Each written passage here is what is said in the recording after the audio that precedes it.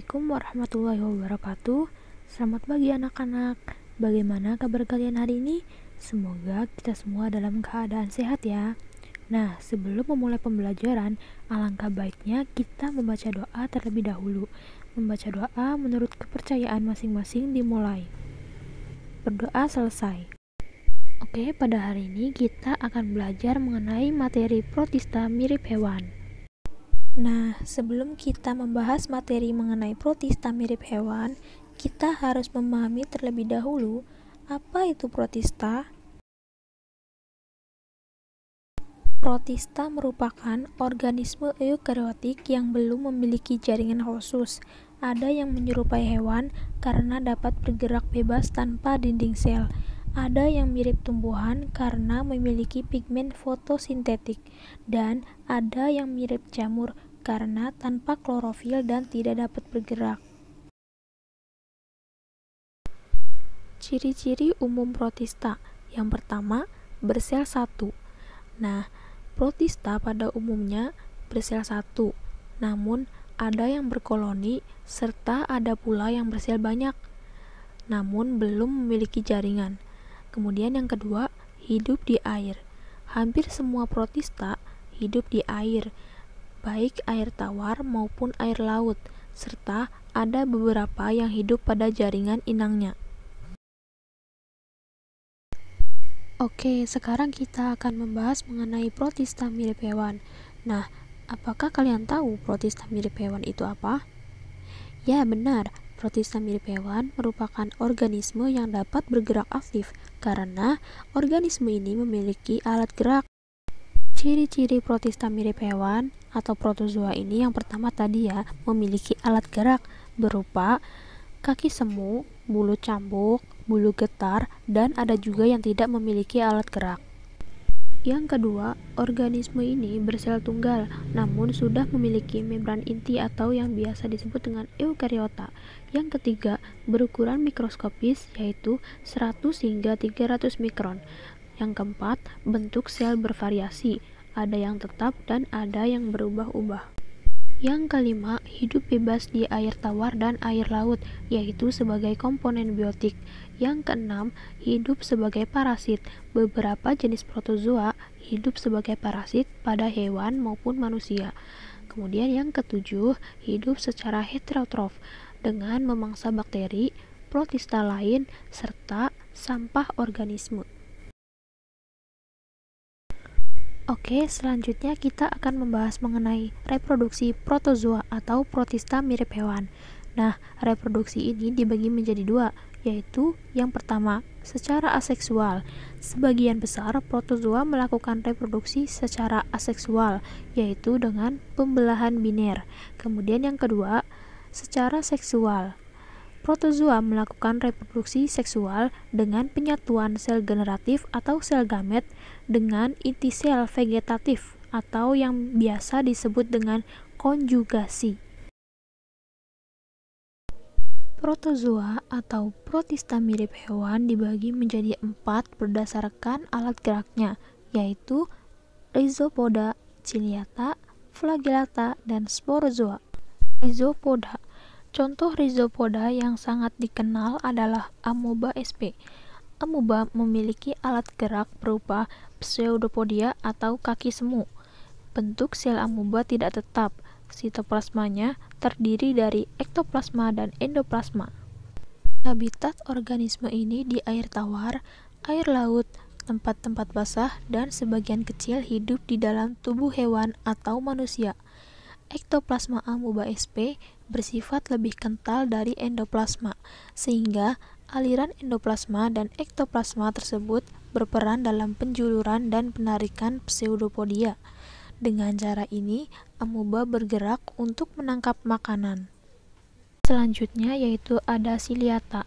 Ciliata bergerak dengan menggunakan rambut getar atau yang biasa disebut dengan cilia. Silia ini ada yang tumbuh merata pada seluruh permukaan tubuh, tetapi ada pula yang hanya tumbuh pada bagian tertentu dari tubuh hewan tersebut. Ciliata umumnya hidup bebas di lingkungan berair yang banyak mengandung bahan organik, dan ada pula yang hidup sebagai parasit. Ciliata yang hidup bebas contohnya Paramecium caudatum, Didinium, Stentor, dan Vorticella. Hanya sedikit jenis Ciliata yang hidup sebagai parasit, contohnya Balantidium yang hidup pada usus besar ternak atau manusia. Ciliata berkembang biak secara aseksual dengan pembelahan biner membujur. Reproduksi seksual dilakukan dengan konjugasi. Flagellata. Flagellata ini berasal dari kata flagel, artinya cambuk, atau mastigopora, dari mastig, artinya cambuk, dan pora artinya gerakan. Semua anggota filum Flagellata bergerak menggunakan flagel. Bentuk tubuh Flagellata tetap karena dilindungi oleh pelikel. Nah, di antara Flagellata ada yang hidup bebas, ada pula yang hidup bersimbiosis dalam tubuh hewan, tetapi kebanyakan bersifat parasit. Flagellata berkembang biak secara aseksual dengan pembelahan biner secara longitudinal. Sporozoa. Hewan-hewan bersel satu yang tidak memiliki alat gerak dikelompokkan dalam sporozoa. Anggota filum sporozoa hidup sebagai parasit pada hewan atau manusia. Pada salah satu tahapan siklus hidupnya memiliki bentuk seperti spora. Tubuh sporozoa berbentuk bulat atau oval, mempunyai nukleus tetapi tidak mempunyai vakuola kontraktil. Makanan diserap langsung dari host space-nya melalui permukaan tubuh, demikian pula respirasi dan ekskresinya melalui permukaan tubuh. Beberapa contoh hewan yang termasuk dalam filum sporozoa adalah Toxoplasma gondii yang menyebabkan penyakit toxoplasmosis. Toxoplasma gondii masuk ke dalam tubuh manusia melalui makanan.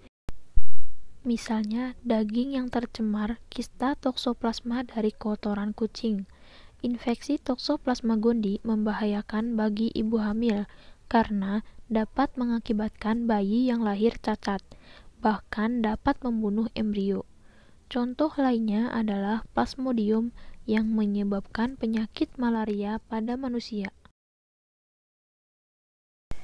Peranan protozoa dalam kehidupan manusia dibagi menjadi dua, yaitu peran yang menguntungkan dan peran yang merugikan. Peran yang menguntungkan diantaranya yaitu sebagai sumber makanan bagi hewan air. Protozoa yang hidup di air tawar dan air laut merupakan zooplankton yang menjadi salah satu sumber makanan bagi hewan air, termasuk udang, ikan, kepiting yang secara ekonomis bermanfaat bagi manusia. Kemudian, peran menguntungkan yang kedua yaitu sebagai pemangsa bakteri, karena dengan itu dapat mengontrol jumlah bakteri di alam.